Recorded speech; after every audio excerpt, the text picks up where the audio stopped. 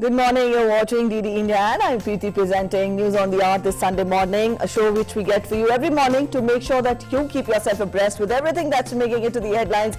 We'll get to national updates, international updates, updates from the business, sports, enough to keep you engaged for the next 1 hour. First, we get to the top stories. India gets first medal at the Tokyo Paralympics. Bhavina Patel wins silver medal in table tennis women's singles class 4. President, Vice President, Prime Minister congratulate Bhavina.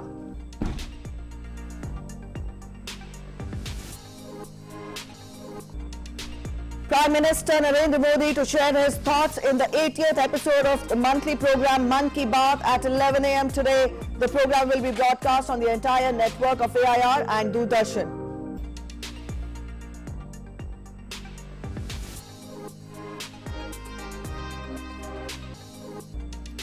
President in Ayodhya on the last day of his official visit to Uttar Pradesh. He will launch various projects of tourism, culture and developmental nature. He will also inaugurate Ramayana Conclave. President will also visit the site of Sri Ram Temple in Ayodhya.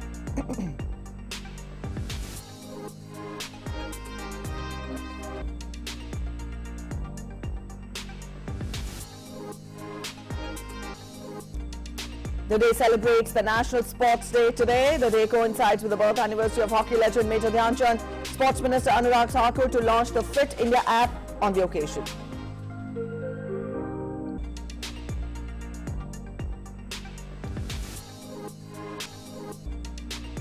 India's cumulative COVID vaccination coverage crosses 63 crore landmark. Night curfew in Kerala starting from Monday in view of the surge in new cases in the state.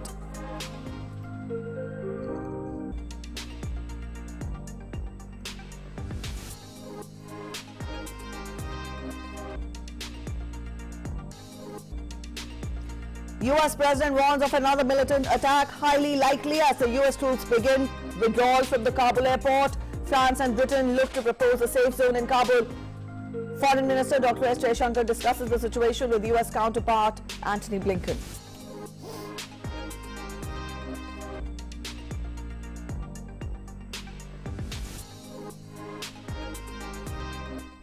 All right, those are the top stories. Let's get to the news in detail. Now, para table tennis player Bhavina Patel brings home a silver medal at the Tokyo Paralympics. She won historic silver medal on her Paralympic Games debut in Tokyo, becoming the only second Indian female athlete to achieve the feat in history. Patel lost 0-3 to world number 1 Chinese paddler Ying Zhou in the women's singles class 4 final in Tokyo.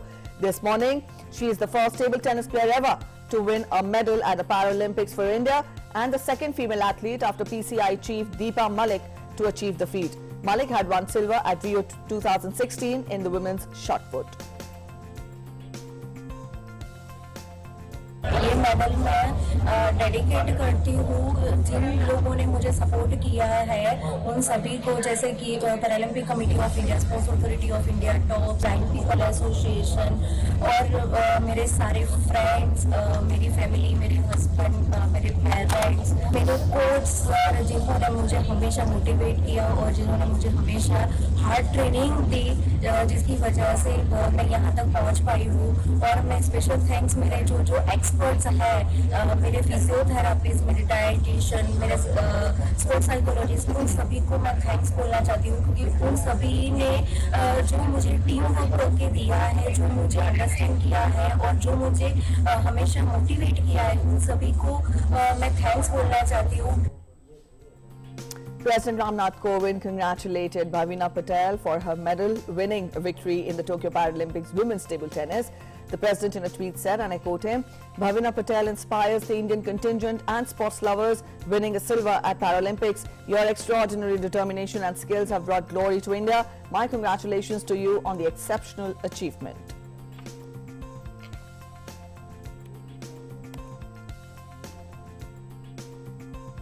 And congratulating Bhavina Patel for her medal-winning victory in the Tokyo Paralympics, Vice President M. Venkaiah Naidu tweeted, and I quote him, "Heartfelt congratulations to Bhavina Patel for winning a silver medal in the table tennis women's singles class 4 event at Tokyo Paralympics.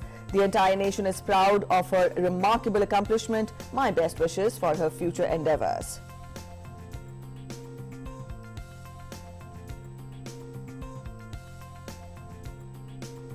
And Prime Minister Narendra Modi also spoke to Bhavina Patel and congratulated her on winning the Paralympic silver medal.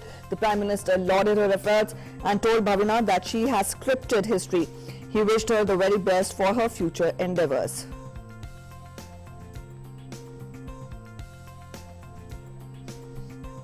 Bhavina Patel hails from Sundhya in Vadnagar, Mehsana.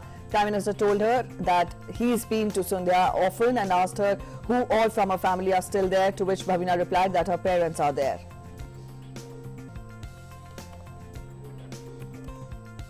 Paralympic Committee of India Chief Deepa Malik lauded Bhavina Patel for creating history at the Tokyo Paralympics.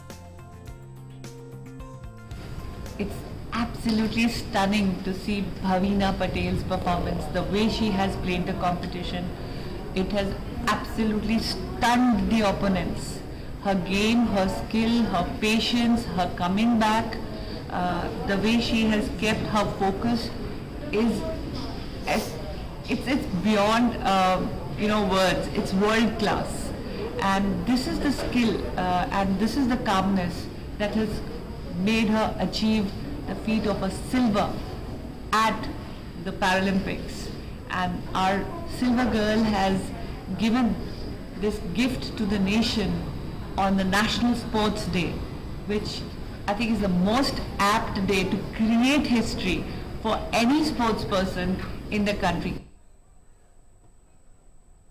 Friends and family members of para table tennis player Bhavina Patel in Mehsana, Gujarat celebrated her victory at the Tokyo Paralympics.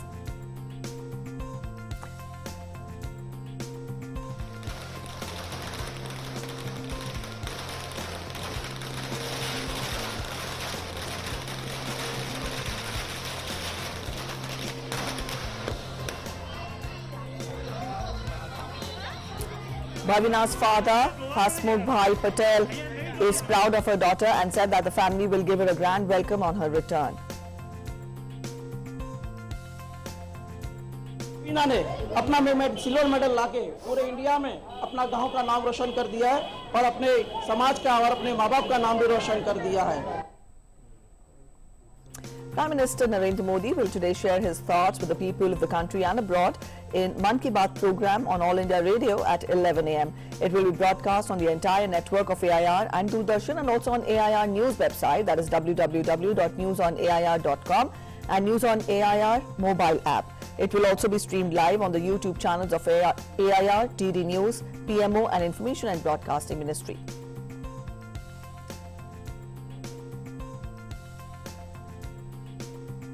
President Ramnath Kovind will visit Ayodhya today. The president, who is on a 4-day visit to Uttar Pradesh, will launch many developmental projects for Ayodhya and inaugurate Ramayan Conclave. President will also become the first Indian president to visit Ayodhya when he reaches the temple town on a special train this afternoon to offer prayers at Ram Janmabhoomi. He will inaugurate Ramayana Conclave, which will start from today and will continue till 1st November this year in different parts of the state.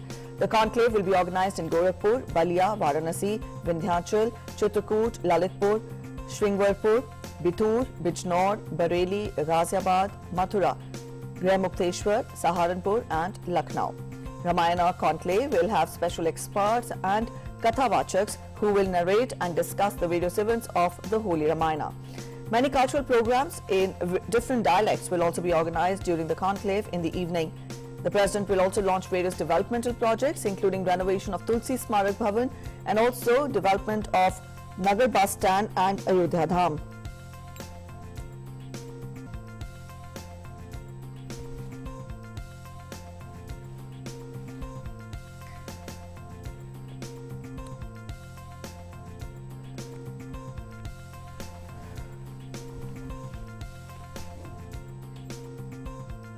National Sports Day is being celebrated to honour the birth anniversary of hockey legend Major Dhyan Chand, who is regarded as the nation's greatest hockey player of all times. Known for his extraordinary goal-scoring capabilities, Dhyan Chand won 3 Olympic gold medals in 1928, 1932 and 1936 respectively. Dhyan Chand was the highest goal scorer in the 1928 Olympics in Amsterdam. Indian team won the gold medal because of his 14 goals in the tournament. Fit India movement completes 2 years today. On this day in 2019, Prime Minister Narendra Modi launched the Fit India movement with a vision of making India a fit and a healthy nation. To celebrate the second anniversary of Fit India movement and as part of Azadi Ka Amrit Mahotsav, Youth Affairs and Sports Minister Anurag Singh Thakur will launch the Fit India mobile app at Delhi's iconic Major Dhyan Chand National Stadium. The Fit India app will be available on both the Android and the iOS platforms and has been developed keeping in mind that it works even on basic smartphones.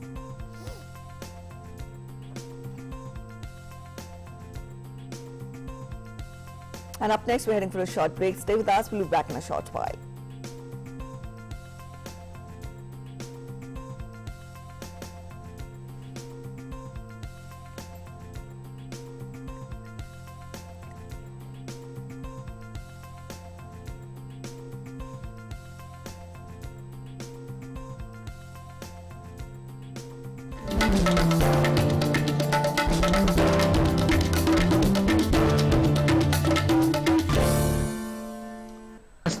नमस्ते land मरहबन इलल Hind सलाम India नमस्ते India नमस्कार Bharat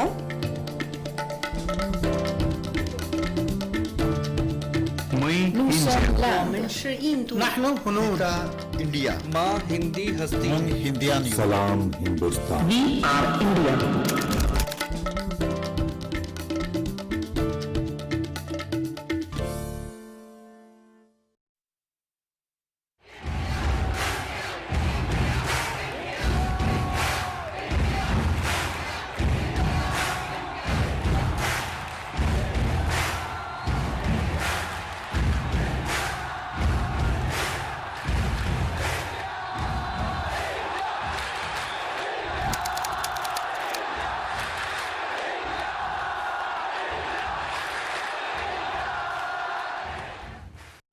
Your window to rising India.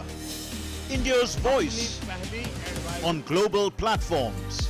Latest news from India and around the world. In-depth analysis of global headlines. Watch DD India in your country. Available for downlink in all Southeast Asian countries. STTV broadcast is available through the satellite GSAT 17 at 93.5 degrees east. HDTV broadcast is available through the satellite GSAT 10 at 83 degrees east. For technical details, scan here. Switch to DD India now.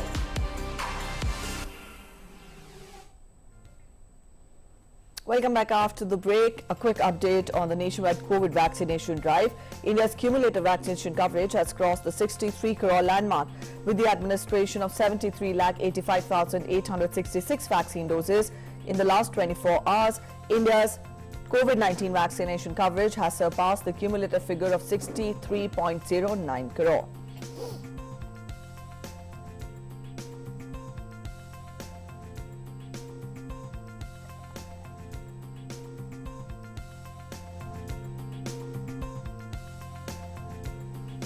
An update on the COVID situation from across the country now. The recovery of 35,840 patients in the last 24 hours has increased the cumulative tally of recovered patients to 3 crore 18 lakh 88,642.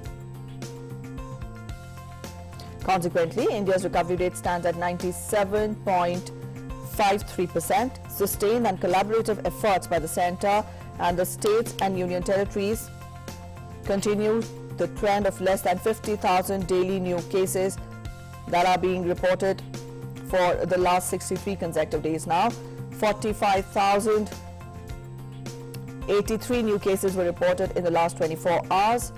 The active case load is presently 3,68,558. Also, the active cases presently constitute 1.13% of the country's total positive cases. The testing capacity across the country continues to be expanded. The last 24 hours saw a total of 17,55,327 tests being conducted. India has so far conducted over 51.86 crore cumulative tests. While testing capacity has been enhanced across the country, weekly positivity rate at 2.28% remains less than 3% for the last 65 days now. The daily positivity rate stands at 2.57%. The daily positivity rate has remained below 3% for the last 34 days and below 5% for 83 consecutive days now. Meanwhile, India continues to fight against COVID-19, although the cases are declining in some states, but the surge in cases in some states still remains a cause of concern. With festival season around the corner, the centre has advised all state governments and union territories to take suitable measures to avoid large gatherings during the festive season. Also, if required, impose local restrictions with a view to curb such large gatherings. The Ministry of Home Affairs has written letters to states and union territories to ensure compliance to the containment measures for COVID-19. Also, the MHA's order will remain in force up till 30th of September this year. States and union territories have been asked to implement necessary preventive measures under the Disaster Management Act 2005. Besides, the Ministry of Home Affairs has also asked for strict and continuous compliance to the containment measures for COVID-19 management.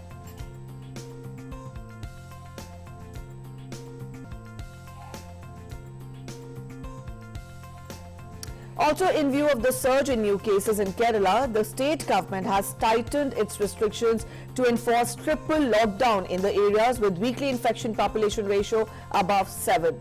Night curfew will set in from Monday onwards and complete lockdown will be enforced on Sundays, allowing only essential services to operate. At the same time, testing strategy has also seen some changes, with RT-PCR made mandatory for all showing symptoms. The Kerala government has also decided to convene a meeting of COVID experts on the 1st of September to review the scenario and chalk out new strategies. A meeting of local body heads will also be convened the same day.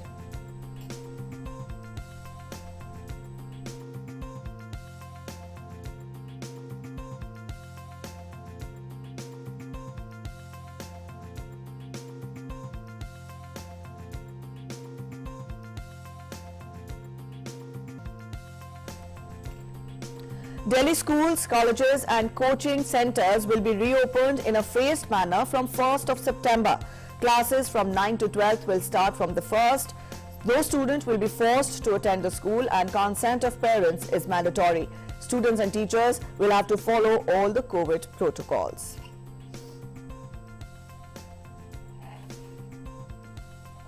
And all schools in Madhya Pradesh, including government and private, will open in the state from 1st of September with 50% capacity.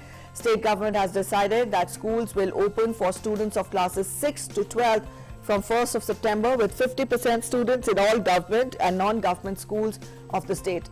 Parents' consent and strict adherence to COVID guidelines have been made mandatory. Vaccination of all teaching and non-teaching staff is also essential. Chief Minister has appealed to all the students and parents to ensure COVID-appropriate behavior to be followed. Up next, let's get to international news and a quick update on Afghanistan situation. US President Joe Biden has warned that another militant attack was highly likely as US troops began their withdrawal from Kabul airport after a 2-week scramble by Washington and its allies to evacuate citizens and at-risk Afghans.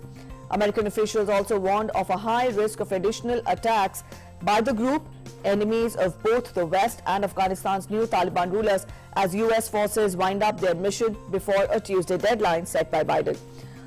The US president said that military commanders had told him an attack was highly likely in the next 24 to 36 hours. He said the situation on the ground remains extremely dangerous. After Thursday's blast, Biden vowed to hunt down the perpetrators. He said that Friday's strike was not the last. US Embassy in Kabul also issued alert. The advisory says, and I quote, due to a specific credible threat, all US citizens in the vicinity of Kabul airport, including the South Airport Circle Gate, the new Ministry of the Interior and the gate near Panjshir petrol station on the northwest side of the airport, should leave the airport area immediately. US citizens should avoid traveling to the airport and avoid all airport gates at this time. The US Embassy has issued important instructions for the US citizens in Kabul. Be aware of your surroundings at all times, especially in large crowds. Follow the instructions of local authorities, including movement restrictions related to curfews. Have a contingency plan for emergencies and review the travelers' checklist. Monitor local media for breaking events and also adjust your plans based on the new information. Enroll in the Smart Traveler Enrollment Program to receive alerts and make it easier to locate you in an emergency. Follow the Department of State on Facebook and Twitter. So these were the guidelines which have been put forth by the US for US citizens stuck in Afghanistan.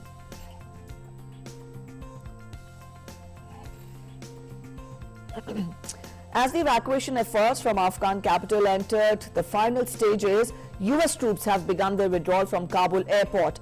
Pentagon spokesperson John Kirby confirmed to reporters at a briefing that the withdrawal had begun. He declined to say how many service members remained. According to US officials, there were fewer than 4,000 troops left at the airport. The United States and allies have taken about 111,900 people out of Afghanistan in the past 2 weeks. As troops are flown out, there is increasing concern about the threat posed to the airport by militants from the Islamic State Khorasan group, with a focus on rocket attacks and vehicle-borne explosives. They have two high-profile planners, or one planner, one facilitator, that are no longer on their muster roll. So they have lost some capability to plan and to conduct missions. As I said earlier, the threat stream is still active, still dynamic. We're still laser focused on that and force protection. U.S. Army Major General William Taylor from the military's Joint Staff told the briefing that two high-profile ISIS-K planners and facilitators were killed and another was wounded. U.S. has sent thousands of troops to the airport as Taliban swept through Afghanistan earlier this month to help evacuate American citizens, at-risk Afghans and also other foreigners desperate to flee.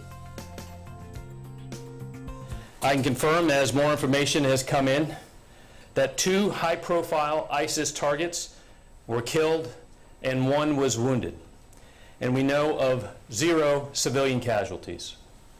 Without specifying any future plans, I will say that we will continue to have the ability to defend ourselves and to leverage over-the-horizon capability to conduct counter-terrorism operations as needed. Meanwhile, ahead of the 31st August deadline, the process to evacuate people from Afghanistan is moving at a significant pace. Over 1 lakh people, both Afghans and foreign nationals, have been evacuated from Kabul airport since the airlift began 2 weeks ago. Italy's final flight from Afghanistan arrived in Rome on Saturday. Italy said that it had evacuated almost 5,000 Afghan citizens from Kabul, the highest number of any European Union country.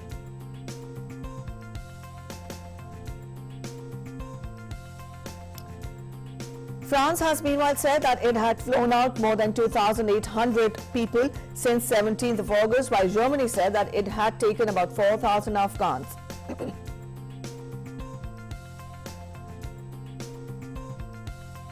More than 15,000 people have been evacuated by the United Kingdom since 14th of August. Around 5,000 British nationals and their families were airlifted, alongside more than 8,000 Afghan former UK staff and their families and those considered at risk from the Taliban.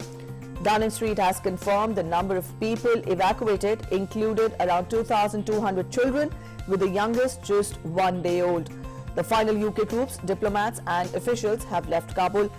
The departure of the RAF flight brings to an end the UK's 20-year military involvement in Afghanistan.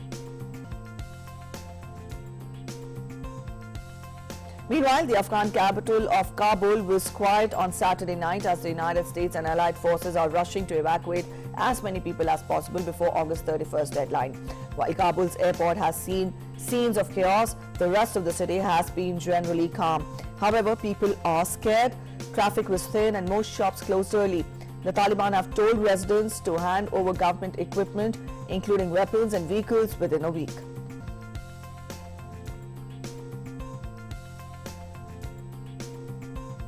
The United States and India will continue to work closely on Afghanistan and the United Nations Security Council. The U.S. State Department said in a statement after a meeting between Secretary of State Antony Blinken and Foreign Minister Dr. S. Jaishankar. Secretary of State Antony Blinken spoke with External Affairs Minister Dr. S. Jaishankar. They discussed a broad range of shared priorities, including continued coordination on Afghanistan and in the United Nations. Secretary Blinken and Minister Jaishankar agreed to remain closely coordinated on shared goals and priorities to deepen the US-India partnership.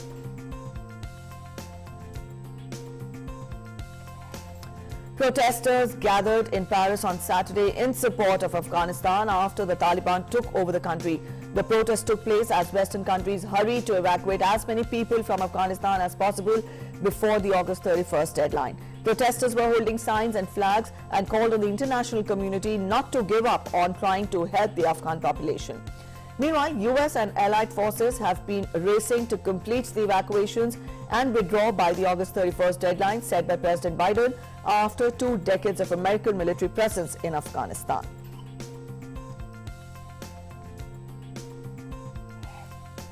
France and Britain will submit a resolution to an emergency United Nations meeting due on Monday on Afghanistan, proposing a safe zone in Kabul to try and protect people trying to leave the country. French President Emmanuel Macron said that our resolution proposal aims to define a safe zone in Kabul under UN control, which would allow humanitarian operations to continue. UN Secretary General Antonio Guterres is convening a meeting on Afghanistan with the UN envoys for Britain, France and United States, China and Russia, the Security Council's permanent veto-wielding members. US military forces, which have guarded the airport in Kabul, are due to withdraw by Tuesday deadline set by President Joe Biden. France is among the countries that have also ended evacuations from Kabul airport.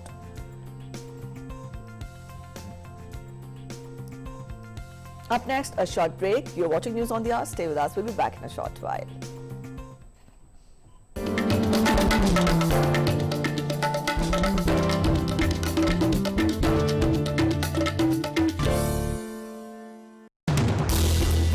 As the day unfolds and news and events take shape, we get you complete coverage of every news breaking in, tracking new developments as they happen.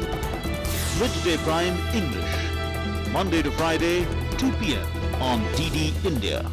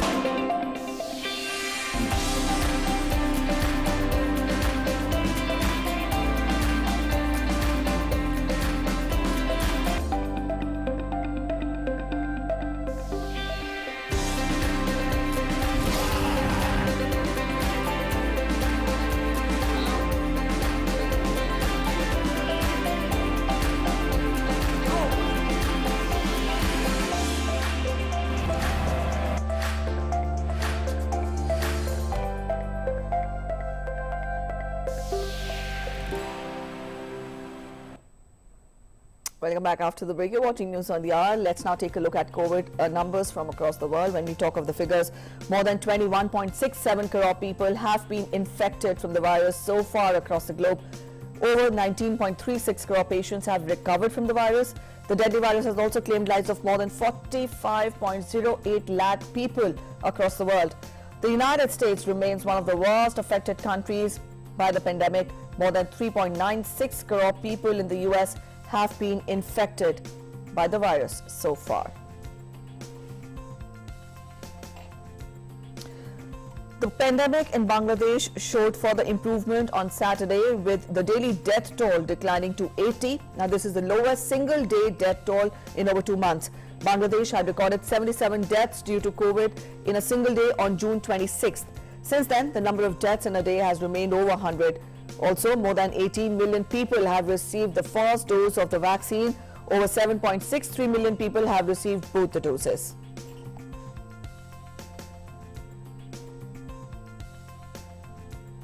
As COVID-19 cases spiral up in Australia, New South Wales witnessed record COVID infections in a single day. Sydney saw additional deaths because of the disease.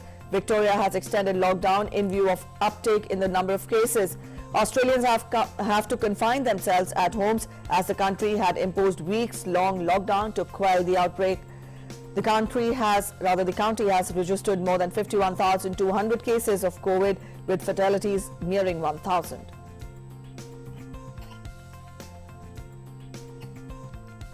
In Germany, thousands of protesters gathered in Berlin, defying a ban on demonstrations during the pandemic to register their dismay over COVID restrictions. The police have detained 50 of the protesters on charges of assaulting officers.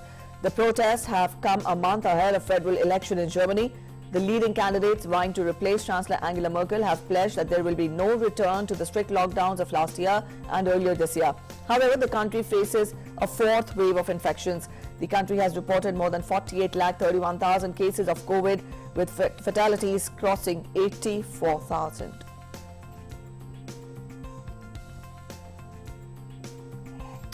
As Hurricane Ida, churning its way across the Gulf of Mexico, is expected to make landfall on Sunday, US President Joe Biden has pledged aid to the states quickly recover once the storm passed. The president has spoken to governors of the states in the Gulf of Mexico region and has also coordinated with electric utilities. The president informed about the deployment of additional 500 troops of Federal Emergency Management Agency in advance. He also urged people to stay prepared. I've already signed an emergency declaration for Louisiana to make sure we're ready for the surge response capability to deal with whatever comes their way, our way, but it's their way.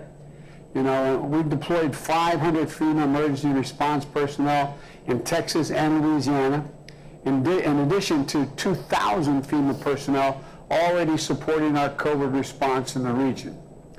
And we pre-positioned food, water, generators, and other supplies in the area. Power restoration and mobile communication support teams are also en route. We've also closely coordinated with the electric utilities to restore power as soon as possible and to support your response and recovery efforts.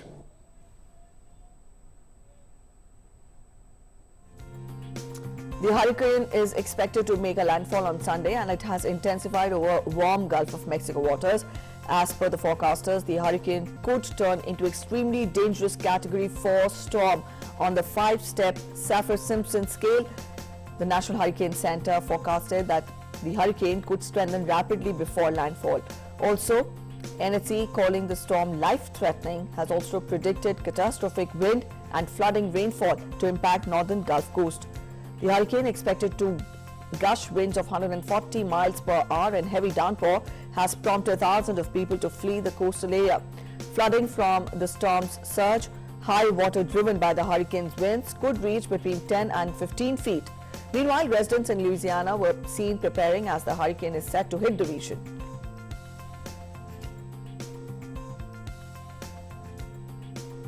Meanwhile, a video shows a plane rocking back and forth and also hitting turbulence as it flies into the eye of hurricane.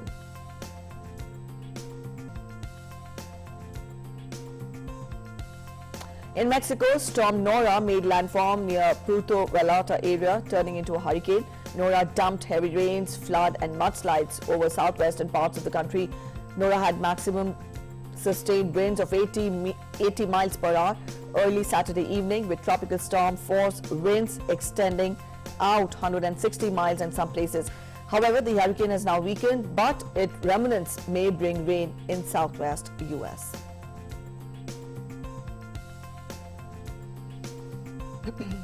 In the U.S., thousands of people gathered and marched across Capital Washington, demanding protection of their voting rights. Marchers also held slogans and flags of Black Lives Matter. The protests that were held on the anniversary of Martin Luther King Jr.'s historic 1963 march aimed to pressure the lawmakers to pass legislation to counter a wave of ballot restrictions in the Republican-led states. The bill, named after late civil rights hero John Lewis, was approved in the U.S. House of Representatives this week, but faces poor prospects in the Senate due to rules that allow a minority to block the legislation.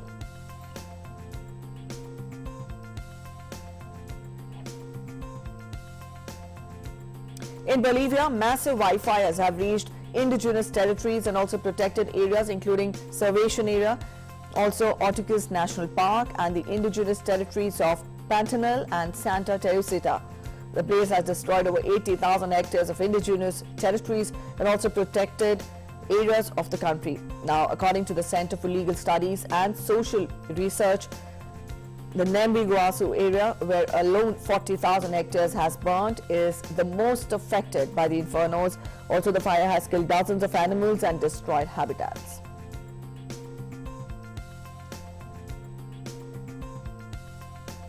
In Spain, climate activists formed a human chain in a bid to raise awareness over the damage to Mar Menor Lagoon, that is one of Europe's largest saltwater lagoons. Over the last few weeks, more than 20 tons of dead fish have washed up on the shores of Mar Menor. While the regional government blamed the deaths on the recent high temperatures, ecologists have warned for years that runoff from nearby agricultural facilities and also pollution from urban development has severely degraded the water quality.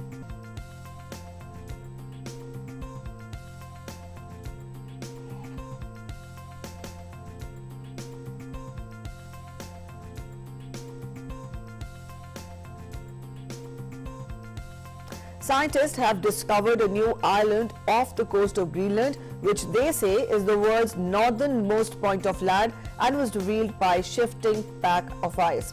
The small island, measuring roughly 30 meters, that is 100 feet across, and a peak of about 3 meters, consists of seabed mud as well as moraine, soil and rock left behind the moving glaciers.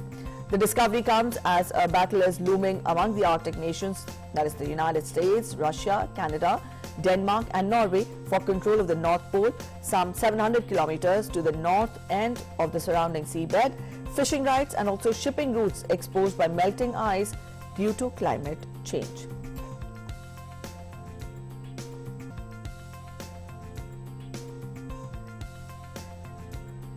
And up next, we're heading for a short break again. Stay with us, you're watching News on the Hour.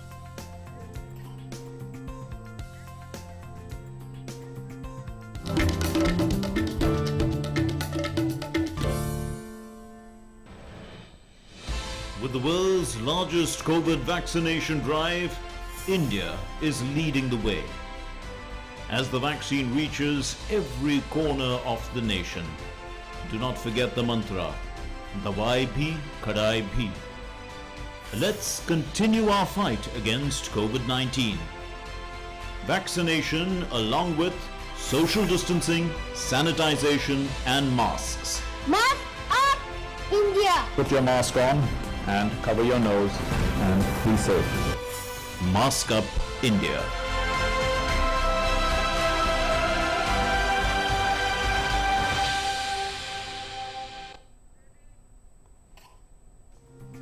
Welcome back after the break. You're watching News on the Hour, and Fit India movement completes 2 years today. To mark the occasion, Fit India mobile app will be launched by Youth Affairs and Sports Minister Anurag Singh Thakur in New Delhi.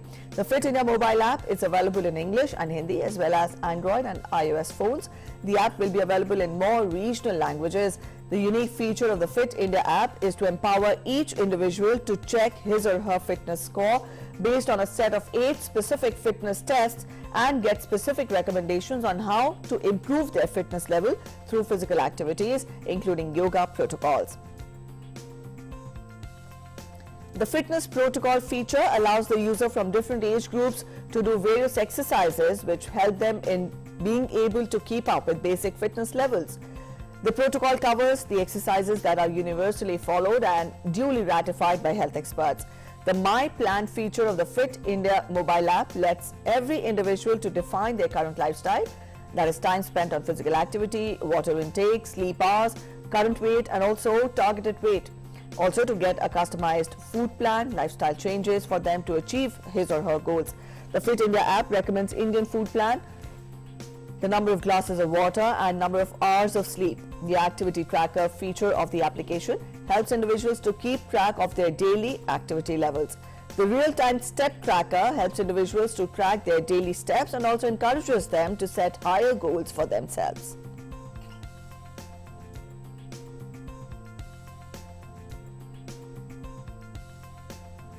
And the National Sports Day is being celebrated today to honor the birth anniversary of hockey legend Major Dhyan Chand, who is regarded as the nation's greatest hockey player of all the times.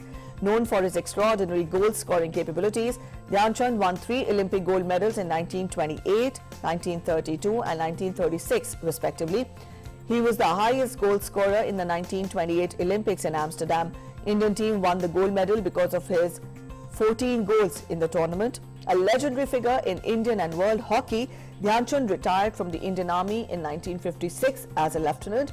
The Government of India honoured the same year by conferring upon him the Padma Bhushan, India's third highest civilian honour. On 6th of this month, the government had announced that India's highest sporting honour, Khel Ratna Award, has been renamed as Major Dhyan Chand Khel Ratna Award in honour of the hockey wizard.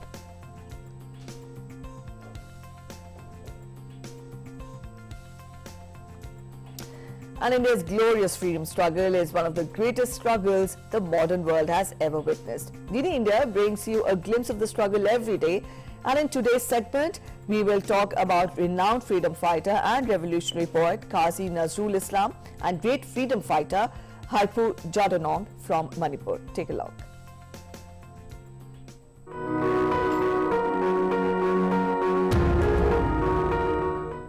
Today is the death anniversary of renowned freedom fighter and revolutionary poet Qazi Nazrul Islam. The versatile genius fought the British through his creative writings. Nazrul's opposition to the British rule started when he served in the British Army during World War I in the old Bengali 49th Regiment based in Karachi. It was in Karachi where he came under the influence of the Bolshevik Revolution. After the war, Nazrul returned to his native Bengal, determined to write and rally against foreign rule. Within a few years, he was influenced by the non-cooperation movement and became aware of the plight of millions of Indians. The poverty and misery of the Indians would become an important part of his artistic consciousness and poetic awe. Agnibina, a collection of Nazrul's famous poems from this period, are full of his newly awakened political consciousness. One poem from Agnibina is Bidrohi.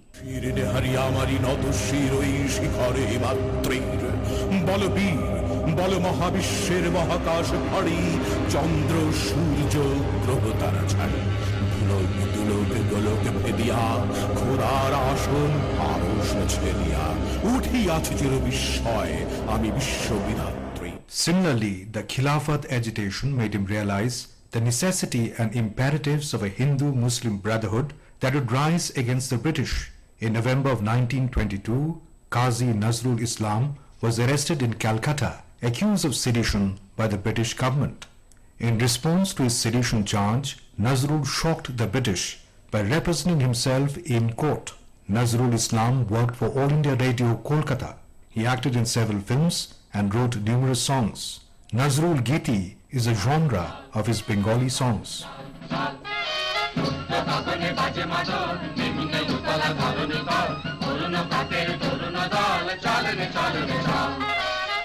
Qazi Nazrul Islam breathed his last on August 29, 1976 in Dhaka. In accordance with his wish, which he had expressed in one of his poems, he was buried beside the central mosque of the Dhaka University. The death anniversary of a great freedom fighter, Harpu Jadonong from Manipur, also falls on this day. He fought valiantly against the British rule. The spiritual leader and political activist's quest for freedom brought him in direct conflict with the British. Jadonong was a staunch critic of the British rule and the changes happening in the region marked by injustices, labor, exploitation and taxation. His movement for the establishment of a Naga state was spearheaded in the North Kachar Hills, Manipur and the Naga Hills. He mobilized people and many Naga tribes against the British. He urged his followers to stop paying taxes to the British administration. Jadonong was inspired by Mahatma Gandhi and composed a song in his honor.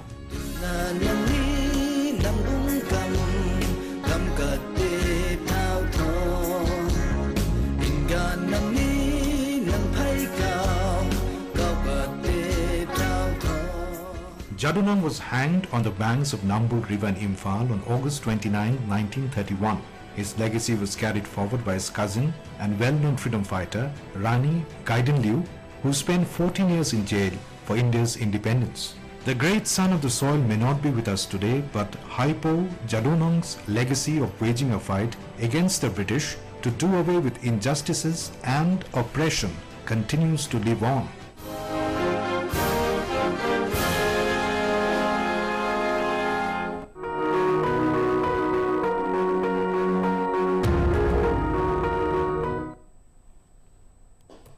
Alright, that's it in this edition of News on the Hour this morning. But before we go, let's leave you with these beautiful images coming in from Bolivia, where a couple tied knot on the top of the highest mountain in the region. Take a look and have a good day ahead. Bye-bye.